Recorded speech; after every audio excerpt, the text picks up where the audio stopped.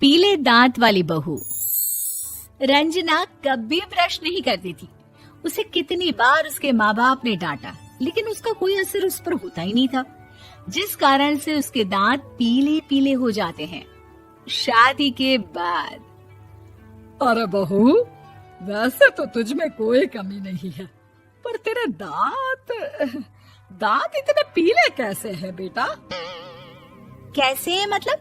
कोई सर्जरी थोड़ी ना कराइए। वो तो क्या नाम, मैं ब्रश नहीं करती थी तो पीले हो गए। अब क्या करूं? आप कहें तो लाल करवा लूं या फिर काले? यार ये क्या है, क्यों माँ से लड़ रही हो? लड़ रही हूँ? अरे मैं लड़ रही हूँ या ये बोल रही है कि दांत पीले हैं, पीले। अरे तपस्या थोड़ी ना की है इन्हें पीले करने के लिए। बकायदा ब्रश नहीं किया है 20 साल तक, तब जाकर। छी, कैसी बात कर रही हो? ये उस वक्त तो पीले नहीं थे जब हम लोग तुम्हें देखने आए थे। अरे तब साफ करवा लिया होगा डेंटिस्ट के पास जाकर। अब देखो कैसे पीले पीले लग रहे हैं। रंजना सास की तरफ गुस्से से देखती है। फिर शुरू हो गई पीले पीले पीले। अरे पीले तो तब भी थे जब मेरे हाथ का रसगुल्ला उड़ा उड़ा कर खा रही थी और बोल रही थी, लड़की नहीं गुणों का खजाना दे रहे भाई साहब आप। खैर, अब वो लोग करते भी तो क्या करते, पीले दांत वाली बहू पल्ले पड़ी थी तो झेलना तो था ही। एक दिन कीर्तन में रंजना गाना गा रही थी। अरे कमला बहन, माँ का द्वार है, यहाँ तो सब शुद्ध होकर आते हैं, फिर अपनी बहू को ब्रश भी नहीं करवाती तुम। दूर से पीले पीले दांत भक्ति में बाधा उत्पन्न कर रहे हैं। अरे कोई 2 साल के बच्चे थोड़ी ना लेकर आई हूँ मैं बहू बनाकर। अच्छी खासी लड़की है, अरे कैसे करवाऊं ब्रश? ये तो उसे खुद करना चाहिए ना। अब माँ बाप तो इसके जैसे तैसे निपटा दिए, ये नहीं सोचा कि सास कैसे संभालेगी। सास बहू को लेकर घर आ जाती है, लेकिन सोच लेती है कि अब इसे लेकर कहीं नहीं जाएगी। अगले रोज बहू कहती है, अरे क्या हो गया, मंदिर नहीं जाना क्या? कीर्तन का वक्त हो रहा है। मेरी मधुर वाणी से कान्हा जी जागते हैं और सोते हैं। आप तो जानती है ना उनकी भक्ति में कितना मन लगता है मेरा। वो क्या है ना, तबीयत ठीक नहीं लग रही है मेरी, आराम करूंगी मैं। तबीयत ठीक नहीं लग रही? अभी तो मिथुन के गाने पर नाच रही थी आप, और अब बोल रही है कि तबीयत ठीक नहीं लग रही। अरे भक्ति में मन लगा लो सासू माँ, ऊपर जाना है, क्या मुंह दिखाओगी आप? हाँ? सास को बहू की बात पर गुस्सा आ जाता है। मैं क्या मुंह दिखाऊंगी, इसकी चिंता तो ना कर, समझी? अपने मुंह की चिंता कर, जो ये पीले पीले दांत लेकर हर जगह पहुंच जाती है। पता है लोग कितना मजाक बनाते हैं। ना जी ना, मैं नहीं जाना कहीं तेरे साथ। तो ये बात है, कोई ना, मत जाओ, मैं अपने कमरे में ही बैठकर भक्ति कर लूंगी। ऊपर वाला दांत थोड़ी ना देखता है, मन देखता है, भावना देखता है। और अरे बस बस, तू सब कुछ दिखा, बस ये सफेद चमकदार दांत ना दिखाना किसी को, है? जा यहाँ से। बहू को सास की बात का कोई फर्क नहीं पड़ता, वो तो जैसी थी वैसी ही रह जाती है। सुबह नहाकर किचन में खाना बनाना, फिर खाना खाना, कीर्तन भजन करना और सो जाना। एक दिन, माँ जी मैं सहेली के घर जा रही हूँ, शाम को लेट आऊंगी। हाँ हाँ तो जाना, मैंने कौन सा तेरी आरती करनी है घर पर बैठकर।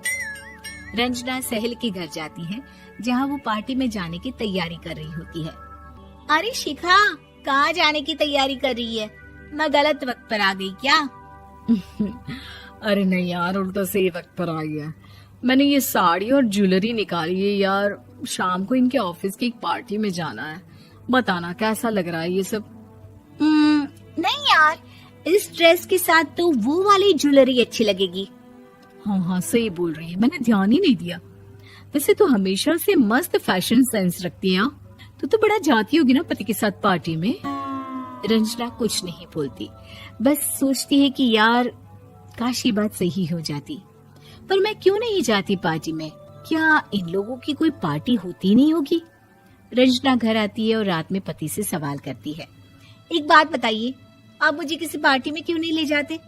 क्या आपकी यहाँ ऑफिस में पार्टी नहीं होती? पति बेचारा क्या कहता कि दांत पीले हैं तुम्हारे इसलिए। अरे कोई पार्टी होती नहीं हम लोगों के ऑफिस में, तो कहाँ से लेकर जाऊं?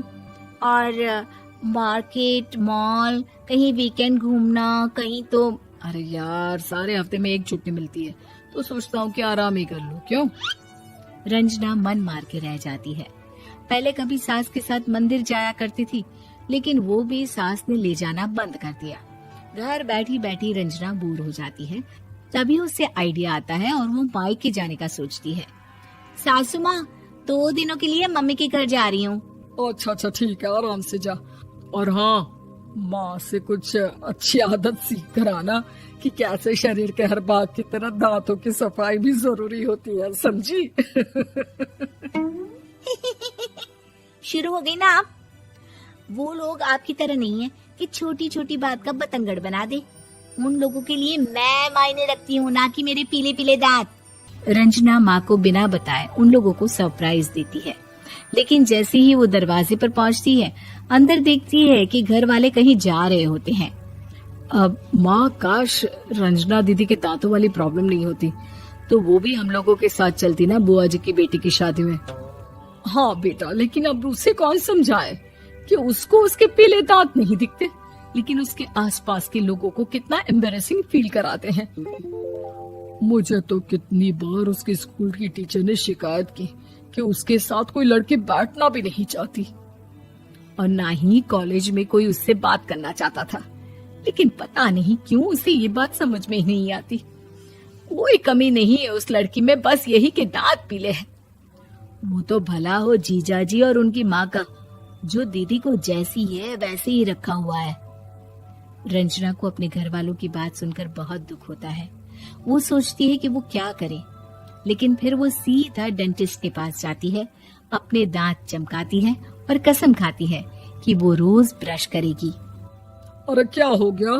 तुम तो 2 दिनों के लिए गई थी ना, पर कोई ना, अच्छा है, चलो आ गई तो। रंजना सास के सामने आकर खड़ी हो जाती है और पूरी स्माइल करती है, उसके चमकदार दांतों को दिखाती हुई। हैं? चले मंदिर। माँ, मुझे माफ कर दीजिए, मैंने आप लोगों को बहुत एम्बैरेसिंग फील करवाया। मैं आज से रोज ब्रश करूंगी।